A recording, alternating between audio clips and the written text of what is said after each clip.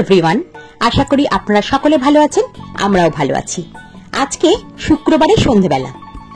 আজকে শিবুদা এসেছে মা দুর্গার পাগুলো তৈরি করবে। মানে পাগুলো মাটি দিয়ে ছাঁচে ফেলে তোলা হবে, হাতগুলোও তোলা হবে। মানে মা দুর্গার হাত পাগুলো এখনো অব্দি তৈরি হয়নি। হাত পা বলা ভুল, মানে হাতের তালুগুলো, আঙুলগুলো, সেইগুলো আর কি। এইগুলো হচ্ছে এক রকমের ছাঁচ, এর মধ্যে মাটিগুলো দিয়ে দিয়ে হাত ও পাগুলো তৈরি করা হবে। আঙুল সমেত যেগুলো হয় আর কি, সেইগুলো। একটা পায়ের আঙুলের মধ্যে মাটি দেওয়া হয়েছে, এই দেখুন তোলা হয়েছে, ঠিক এই রকম পাগুলো হবে। আর একটা দেওয়া আছে, কিভাবে মাটি দিয়ে তোলেন ছাঁচটা সেটা একটু দেখাচ্ছি আপনাদের। একটা মাটির গোলা করে নিয়েছে এবং ছাঁচের মধ্যে যে মাটিটা দেওয়া আছে তার মধ্যে চেপে চেপে ধরলেই এটা আস্তে আস্তে উঠে এলো। ঠিক এরকম ভাবে প্রত্যেকটা পায়ের আঙুল তোলা হবে। এইটা বড় আঙুলগুলো হলো মানে মা দুর্গার আঙুলগুলো হলো। লক্ষ্মী, সরস্বতী, গণেশের সবই আলাদা আলাদা ভাবে হবে এগুলো। আরো একটা দেখাচ্ছি, ছাঁচের মধ্যে এরকম ভাবে মাটিগুলো ঠেসে ঠেসে দেওয়া হয়, চেপে চেপে দেওয়া হয় যাতে ছাঁচটা ঠিক ঠিক ওঠে আর কি। তারপরে মাটির একটা গোল্লা মতন করে নিয়ে এই মাটিটার পিছন দিকে চাপ দিয়ে তুললেই এটা সহজেই হাতে উঠে আসে, ঠিক এরকম ভাবে। তারপরে শিবুদা একটা বেকারি মতন জিনিস নিয়ে নখগুলোকে ঠিক করে, আঙুলের খাঁজগুলোকে ঠিক করে, এরকম ভাবে কিছুক্ষণ রেখে দেয়, শুকোয় না কিন্তু। মা দুর্গার পায়ের কাছটা একটু জল দিয়ে ভিজিয়ে নেওয়া হয়েছিল। তারপরে পাতাটাকে নিয়ে গিয়ে চেপে চেপে বসিয়ে দিলেই একদম পাটা তৈরি হয়ে যাবে। দেখেই বোঝা যাচ্ছে অন্যগুলো শুকনো আর আঙুল সমেত জিনিসটা ভিজে ভিজে আছে। ঠিক এরকম ভাবে চেপে চেপে মৃৎশিল্পী তার হাতের কায়দায় আঙুলটা লাগাচ্ছে। কি সুন্দর পাতাগুলো হয়ে গেল না? শুকনো হয়ে গেলে যখন রং হবে, তারপরে মা যখন আলতা পরবেন তখন দারুণ সুন্দর লাগবে পাগুলোকে। একইভাবে হাতের ছাঁচগুলো তুলে নেওয়া হবে, মানে আঙুলের যে ছাঁচ সেরকম একইভাবে তুলে নেওয়া হবে। এরপরে হচ্ছে সরস্বতীর পাগুলো লাগানো হচ্ছে। এইভাবে একে একে সকলেরই পায়ের আঙুলগুলো লাগানো হয়ে যাচ্ছে।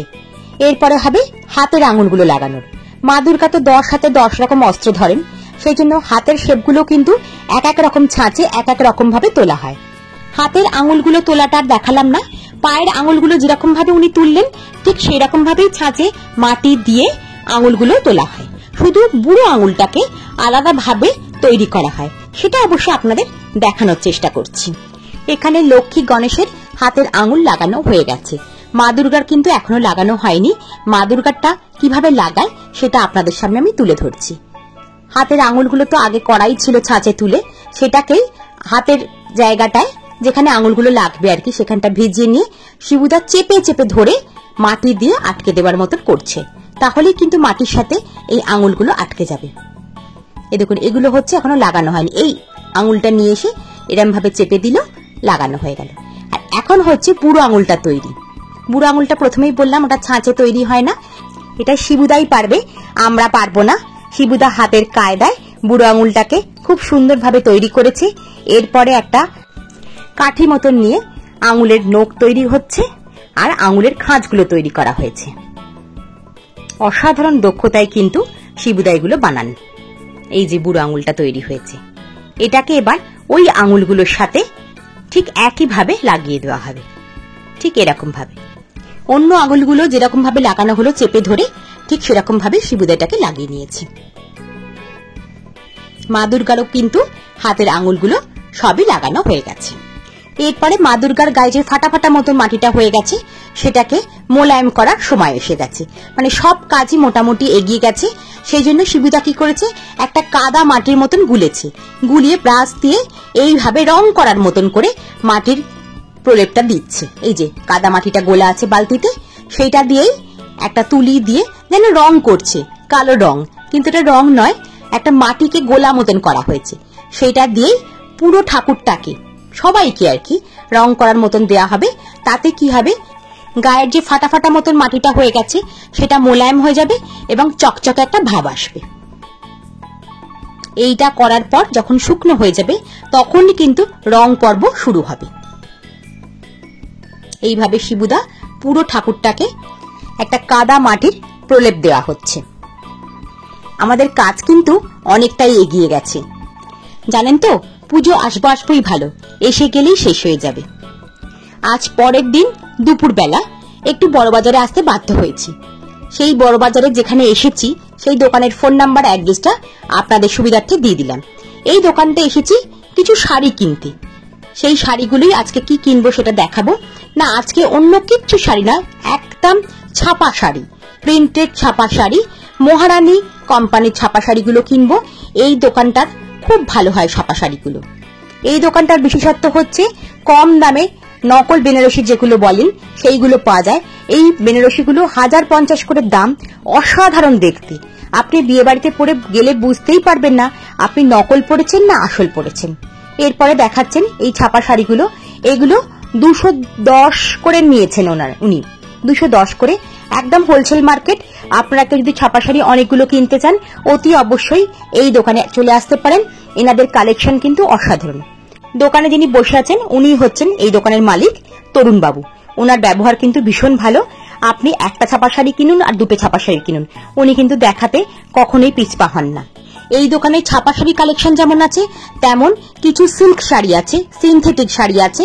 হ্যাঁ, পিওর সিল্ক হয়তো নেই, কিন্তু ভ্যারাইটিস রকমের সিল্ক এখানে পেয়ে যেতে পারেন এবং দামগুলো কিন্তু খুবই কম দামে বলতে গেলে। আপনারা হয়তো ভাববেন পুজো এসে গেছে এখন দেখিয়ে লাভ।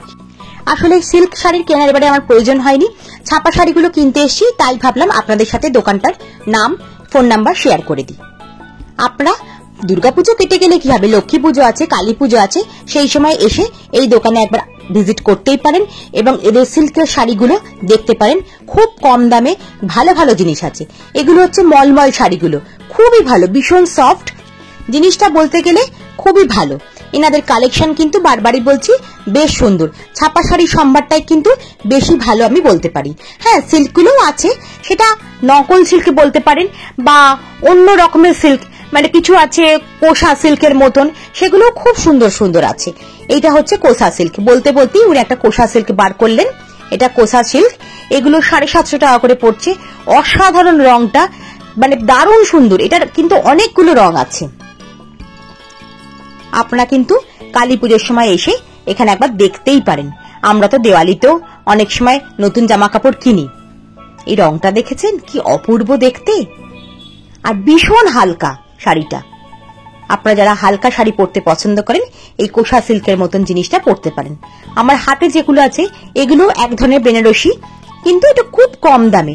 এগুলো 950 করে উনি বলছেন। এই হলুদেতে তুঁতেতে শাড়িটা দেখুন কি দারুণ দেখতে।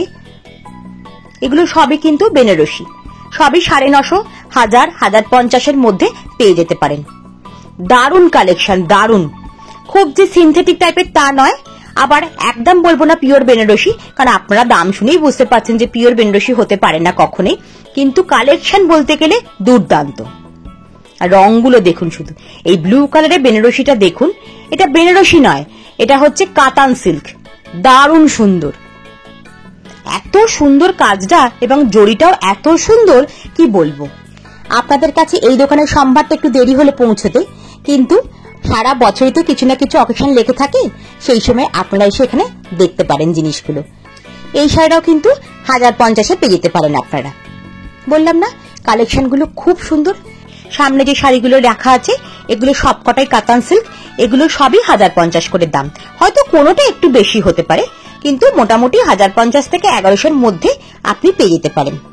আমি একবার গায়ে ফেলে দেখাচ্ছি আপনাদের শাড়িটা কি সুন্দর লাগছে দেখতে। কাজগুলো কিন্তু খুব সুন্দর। এই বিজয় ক্লথ স্টোরে এসে আপনারা এই শাড়িগুলো দেখতে পারেন, কিনতে পারেন। দারুণ দারুণ সিল্কের শাড়ি আছে, ছাপা শাড়িও আছে। কেনাকাটি শেষ হয়ে গেছে, এবার বাড়ি ফেরার পালা। আমি মোটামুটি 4-5টা শাড়ি কিনেছি। ভিডিওটা এখানে শেষ করছি।